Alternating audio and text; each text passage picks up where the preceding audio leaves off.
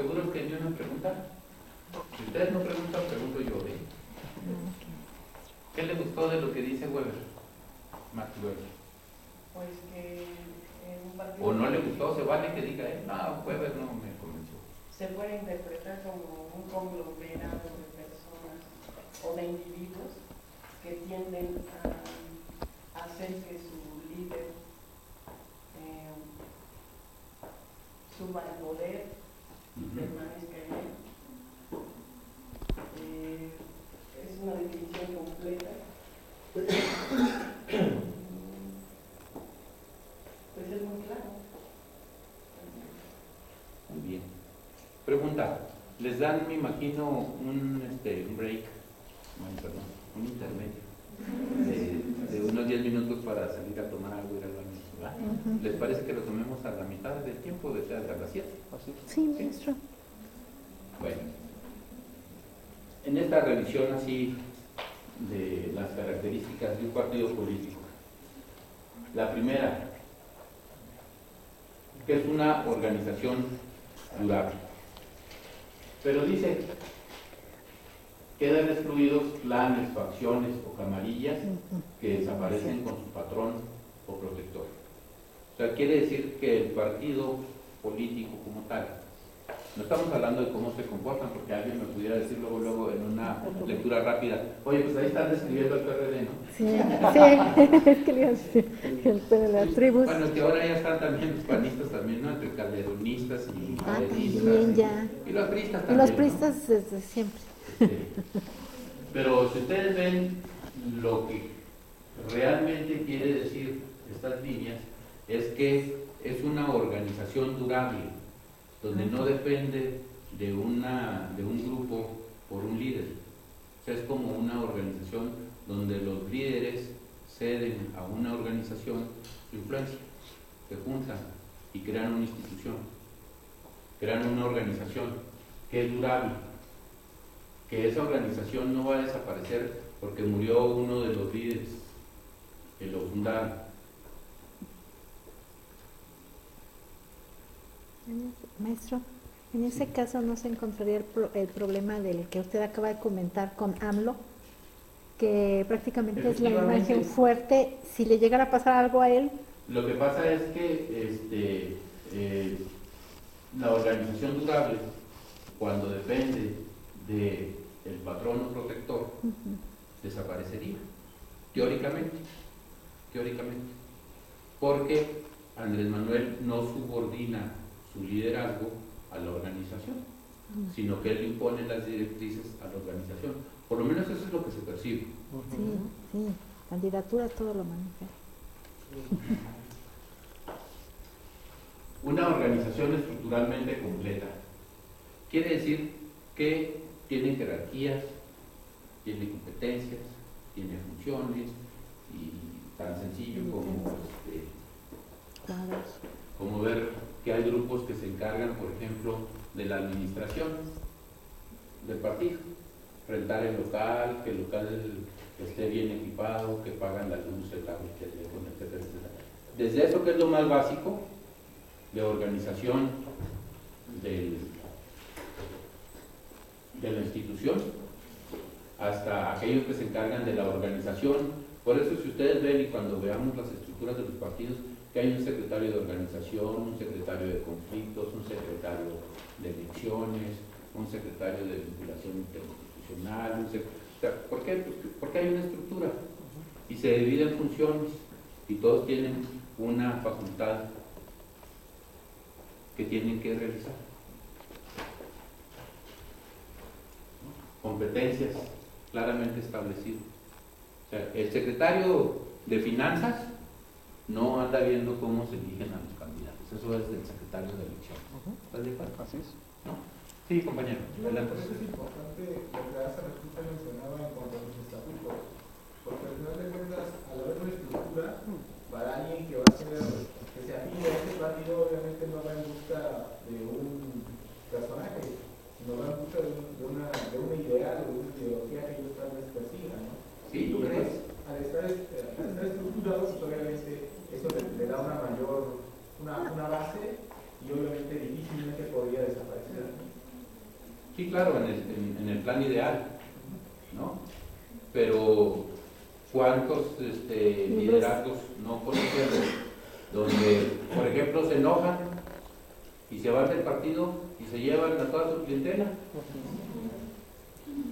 Bueno, le pasó al PRI en la Ciudad de México, no me refiero al 88, cuando la decisión que se fue el ingeniero Cárdenas con Porfirio, con Insigenia, con ellos. No, me quiero referir, por ejemplo, cuando Manuel Camacho y el Chelito Marcelo Ebrard se salen del PRI y se llevaron todo el control corporativo de los grupos de presión de la Ciudad de México, se lo llevan al PRD, y eso explica por qué llegó al poder el PRD en la Ciudad de México. Y no es que lo diga yo, hay literatura pasto de esto. Se ha escrito mucho de eso. Y ustedes vean cómo se llevaron a los locatarios, a los taxistas, a los invasores de tierras, a todos los llevaron. Y se lo llevaron al PRD y así llegaron al poder. En la Ciudad de México. Sin demérito de otras cosas. Una voluntad deliberada de ejercer directamente el poder a nivel local o nacional en el sistema político, y así se distinguen los partidos de los grupos de presión que solo buscan influir en el poder. O sea, aquí lo que está es la voluntad, la teleológica de alcanzar el poder y de ejercerlo. Y eso los diferencia de los grupos de presión. Por ejemplo, los empresarios. Los empresarios, excepto algunos que se decidieron hacer política desde siempre, y algunos lo hicieron en el PRI, y otros se fueron al PAN, y otros están en el PRD. En general, los empresarios, con esas excepciones, quieren influir pues, para que bajen los impuestos, o para que no los suban, o para que se abra una frontera para la importación o para la exportación de un producto, en fin, para los fines que a ellos les conviene. O la iglesia, como grupo de presión, que ahora les llaman poderes paganos. O las televisoras. O el ejército mismo, como grupo de presión.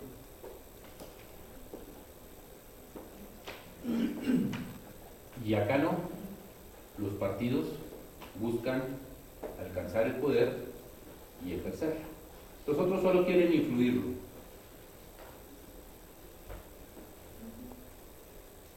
Una voluntad de buscar el apoyo popular, lo que excluye a los clubes políticos. Y ahí ustedes dirán, ¿cómo que los clubes políticos? La verdad es que es un arcaísmo, porque los partidos políticos, su origen, su nacimiento son de los clubes políticos que se formaron en el siglo XIX, XVIII-XIX. ¿Se acuerdan quién fue o cómo se llamaron las fuerzas políticas que cobijaron y catapultaron la revolución de 1910? ¿Quiénes apoyaban y qué forma de organización hizo Francisco I. Madero en 1910? Para llevarlos a los orígenes de los clubes políticos en México.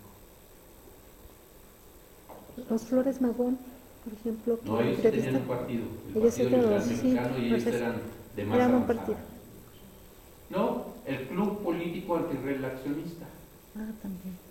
Y entonces, en ese cobijo de clubes políticos, que es un concepto europeo que trajo Madero, porque ustedes recordarán que Madero se fue a Francia a estudiar agronomía.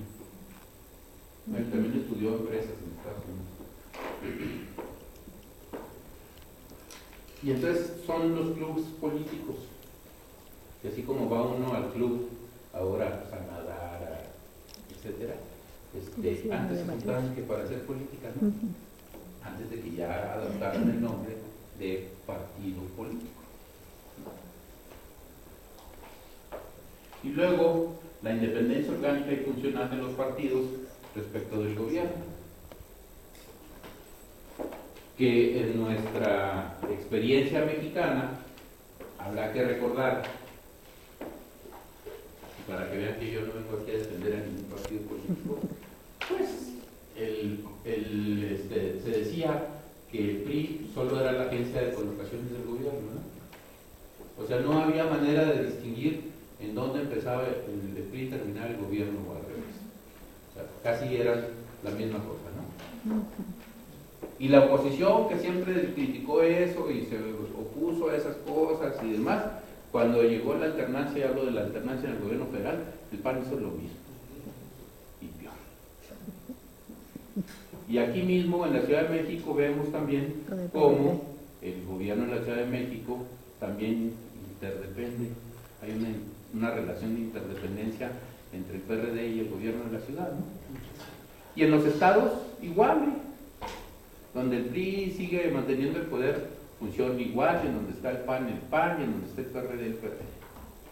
Es una cosa que tenemos que arreglar en nuestra democracia. Aunque ahora es más difícil, pero siempre la gente se las ingenia para darle la vuelta a la ley, ¿no? ¿Por qué, por ejemplo, quién me puede decir,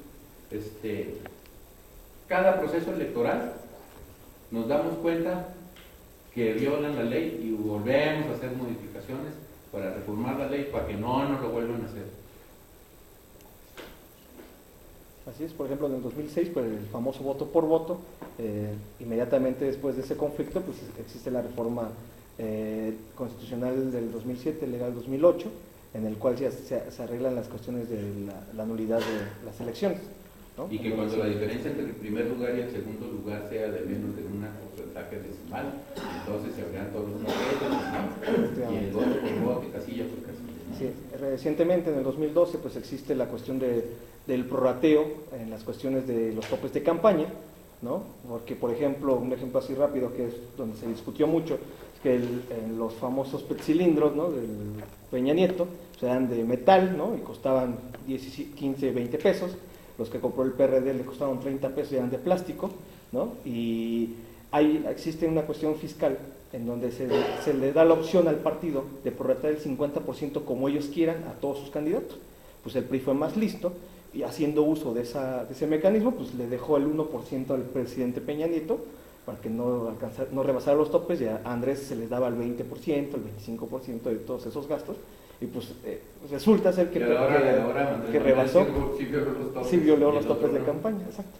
Ahora ya el caso de Monex, en donde era para pagar la estructura electoral y era se hizo para comprar el voto, ¿no? Supuestamente sus detractores del PRI dijeron que era para comprar el voto, el PRI defendió que era para el pago de la estructura electoral y no era una institución bancaria. Ahora, respecto del primero y el ejemplo de Monex, se hizo una reglamentación de la Unidad Técnica de Fiscalización de los partidos políticos, en donde ya solamente para hacer ese pago de estructura electoral y partidaria se debe hacer uso de instituciones bancarias reconocidas en la Comisión Nacional Bancaria y de Valores, y de los topes de campaña pues ya también es una nulidad de la elección, ¿no? Y también modificamos la ley y terminamos con el secreto bancario en materia electoral. Efectivamente, eso fue en 2008.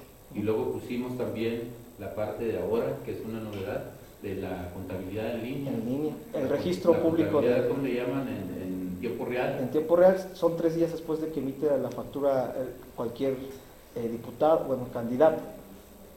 Inmediatamente, cuando haga el gasto, tiene la factura y solamente tiene 3 días para subirlo al sistema. Otra de las innovaciones en esa materia es el Registro Nacional de Proveedores. Todo aquel proveedor que rebase 100 salarios mínimos vigentes, que son 105,000 pesos, debe de contratarse pues con quien todos estén registrados en ese portal, que lo pueden ya ver ven todas las reglas nuevas, por ejemplo, que maneja muy bien nuestro compañero. Y yo te aseguro que terminando las elecciones, algo va a pasar y ¿sí? vamos a decir, no, mira, es que sí. Va a ser interminable. Ponerle más candados, ¿no? Es interminable, así es. Y entonces resulta que tenemos una legislación electoral llena de candados. Así es. Desconfianza, candados. Sí, de todo. Sí. Perdón, compañera, quería opinar algo, ¿no?